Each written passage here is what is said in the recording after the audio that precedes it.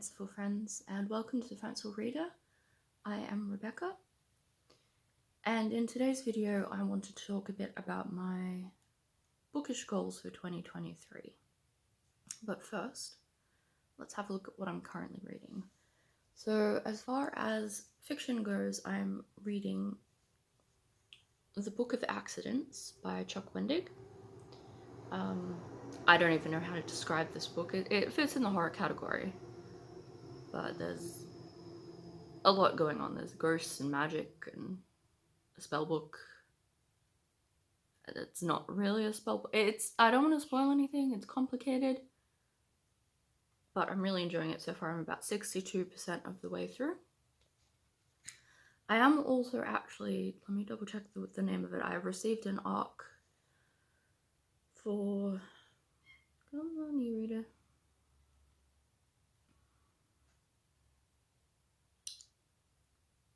A book, also in the horror category. It's a collection of short stories. And I got it off of Book Sirens, which is a cool website for readers to find ARCs and things like that, and for authors to find people to read their ARCs. And it's called The Broken Darkness. And here's the cover. It's by Teresa Brown.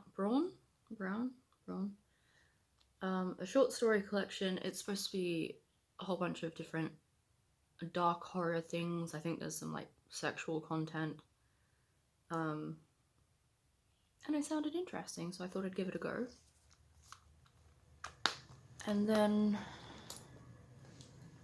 I'm also reading a non-fiction book that I received for Christmas, which is The Elements of Eloquence by Mark Forsyth. And each chapter is dedicated to a different figure of rhetoric. So the first chapter is alliteration, for example. There is actually a chapter on rhetorical questions, merisms, things like that. All things that you can use to make your writing or your speech more powerful, more captivating, more memorable. And I've sort of just been going through and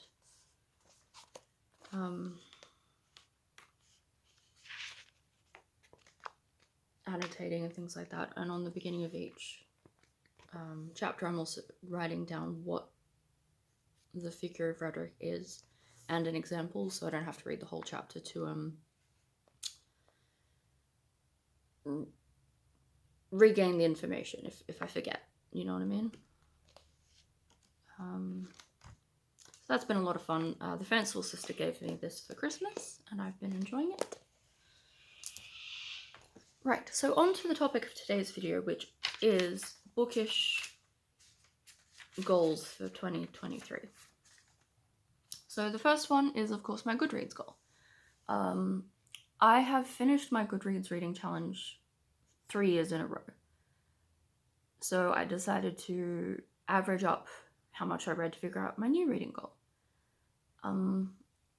So in 2020, I read 47 books. In 2021, I read 30 books. And in 2022, I read 34 books. Averaged up, that is 37 books, but I thought I would drop it down to 35 just to make it a bit more manageable in case I have a slow reading month or anything like that, any health issues pop up, because a lot of those popped up last year. So my goal for this year is to read at least 35 books. My second goal is to fill out my messy reading journal. It just says be beautiful. It's all nice and shiny. But this is what I consider to be my messy reading journal, because I figured out that part of the reason I wasn't keeping up with journals, like my reading journals, is because there was just so much pressure to keep everything looking pretty and nice and even. But in this one, I didn't worry so much about that. So these are the books I read all throughout last year, and they're color-coded according to their rating.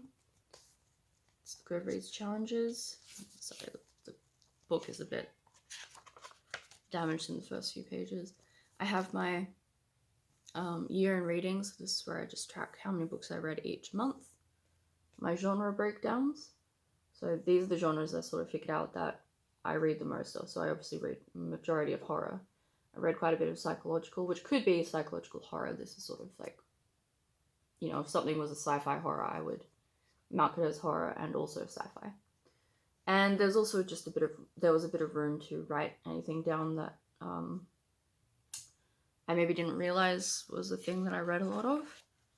And then because it is my most read genre, I also do have a horror breakdown. So I broke it down into its subcategories. So ghosts, haunted locations, creature features, demons. And again, if a book had a demon and a ghost in it, I would mark it as demons and ghosts. And then throughout the rest of it, I just sort of would have a spread, just two books per page with the title, the author, the rating that I gave it, and any of my thoughts. And on some of them I have included quotes, so I'm going to catch up on doing those because I'd quite enjoy that.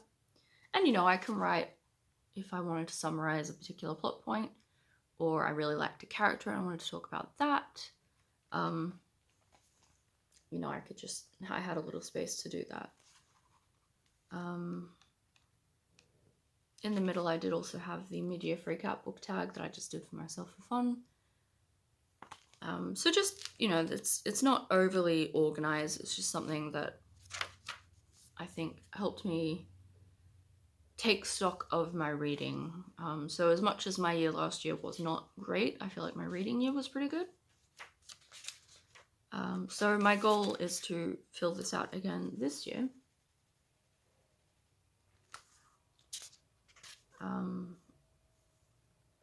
So this will be my bookshelf. I haven't actually finished anything this year yet. This is going to be the Goodreads. I'm going to write that in.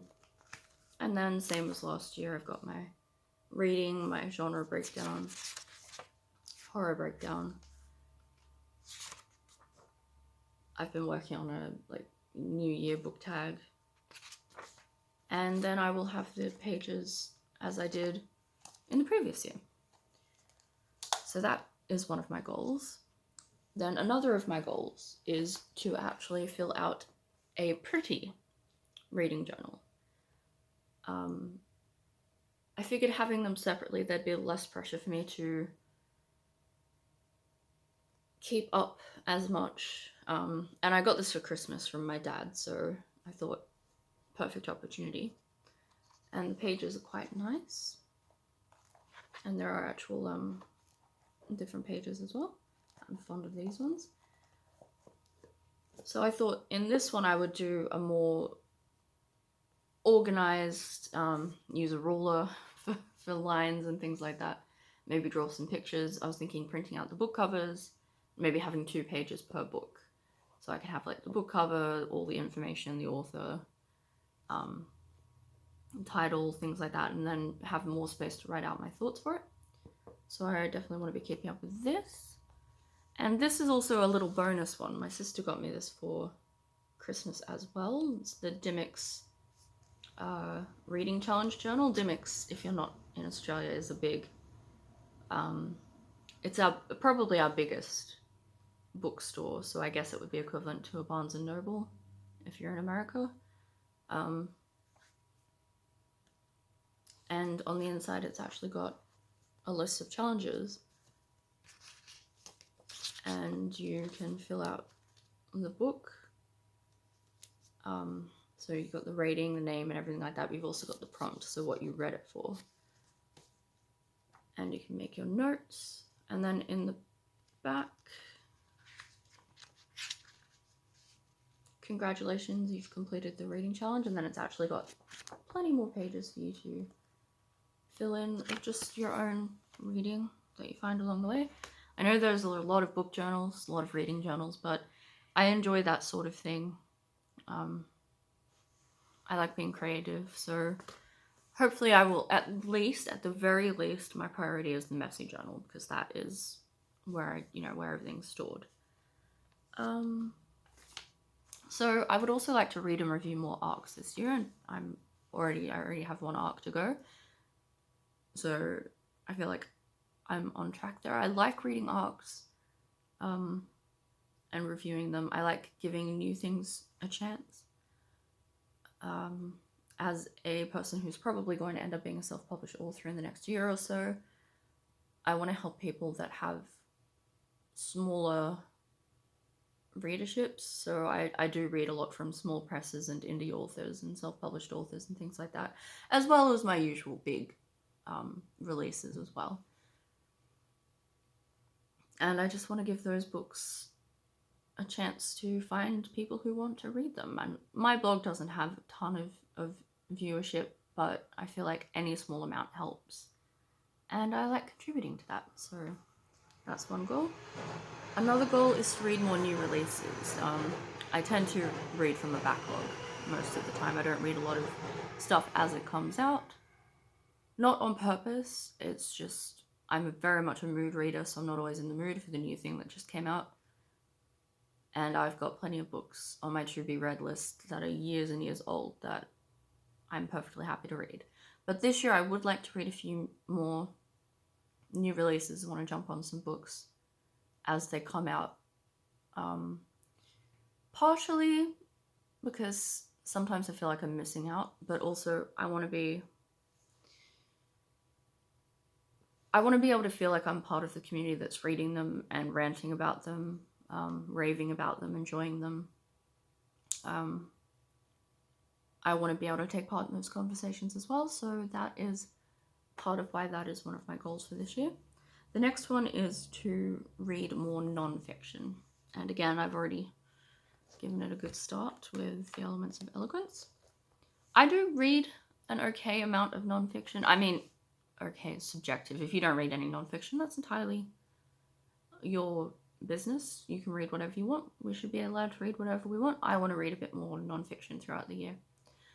So I've read things like from Ask a Mortician. I've read all of her books so far. I do read books about writing. I read books about books. And you know, there are non-fiction topics that I find interesting that I want to read about. I do have a book about witches throughout history that I'm a little bit in, but haven't finished yet and would like to continue that. I'm also about halfway through a book on the Dyatlov Pass incident. Sorry about any horrible pronunciation there. Russian is not my forte. And yeah, things like that I find interesting. I would like to read a bit more non-fiction, which I think is a good way to fuel my desire to have a lot of useless facts in my brain that I can pull out every now and then to confuse people with. But also, if I then read a non-fiction book, if I then read a fiction book about a topic, I have some more background to go on, I suppose. I've got another point of view locked and loaded so I can go into it and maybe appreciate it a bit more. Yeah, so that's one of my goals. So I'm looking at another little notebook because my memory is not that great. So yeah, next I would like to try to keep up more with my blog. I would like to do at least one blog post a week. Sometimes I manage to keep it up for a while. Sometimes I drop off, partially for health reasons. I do have mental health issues that I have to deal with all the time, and last year I did end up in the ER with a back situation that is doing better, but is probably never going to resolve itself. I'm going to have to keep on top of doing exercises and things like that to keep it manageable. So sometimes I will have to take really strong painkillers, and then the next few days I'm not good for much of anything except sleeping and watching YouTube. So I would like to, as much as my health will allow, I would like to keep up with my blog. I write reviews over there. Sometimes I write features. I've been figuring out my favorite book of last year, which I was doing pretty well doing every day last year, and then things happened, and now I need to finish it, and I intend to finish it. So if you are possibly one of the people that's been looking at those, thank you. I will get to it, I promise. And then the next two goals are kind of related. So I would like to stay on top of my Instagram. I really enjoy it when I get into it and I'm posting and I'm conversing with other readers and other creators and things like that. But there does come a time where, again, my health will get in the way, my mental health, especially in this case, and I won't have the energy um, to do that. So I would like to keep up as much as possible, and branching off of that as well, I would like to start up booktube again and try to keep up with that as best I can. Because again, I enjoy doing it, but when I'm having a lot of mental health issues, when my back is being ridiculous, I have fibromyalgia, so that causes all sorts of pain and uncomfortable feelings throughout the majority of my body as well. It's hard to sit down and film and edit, partially because I might be in pain, but also just I have to devote a lot of energy to keeping myself in a place where I am comfortable, and YouTube is also quite a bit of energy, so they don't always mesh. So I'm not planning on really monetizing this channel at any point in the future, at least for the moment, because chances are likely I will post a few videos and then I'll be gone for a few months. So I don't really want to go into this with the hopes that I'll make a successful channel where I might earn a bit of side income. This is more just a hobby, a way to talk about things that I love, which is obviously books, and to hopefully make some friends. So thank you for sticking with me throughout this video. Full disclosure, I don't have a lot of equipment. I'm filming on a Samsung A8, which is a budget phone from 2018.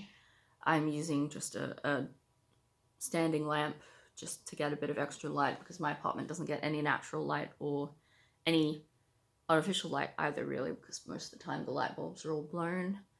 I look a bit of a mess because it's been a bit humid and I've just had a bit of a pimple breakout and just everything like that. I don't really have like fancy editing equipment. I edit on my phone using InShot, which is an app. I don't know if it's on iOS, but it's an Android. It's free to use most of the features, and I find it quite useful. So if you're also looking at maybe doing some of this stuff, but you don't have the funds or the resources or the desire to go and spend a lot of money, I definitely recommend InShot and a phone. This might not look as pretty as a lot of other content creators, but I feel like there's a lot to be said for the more raw style of things, I suppose. So this will likely be my style for the foreseeable future. And yeah, so I hope that you guys have a great 2023. Why don't you tell me some of your reading goals in the comments? That would be fantastic. Because like I said, one of my main goals here really is to find a community. I don't know a lot of book readers in my real life. My sister reads, my husband reads sometimes, but that's really it. So the more of a community I can build online, the more people I have to talk about books with. So yeah.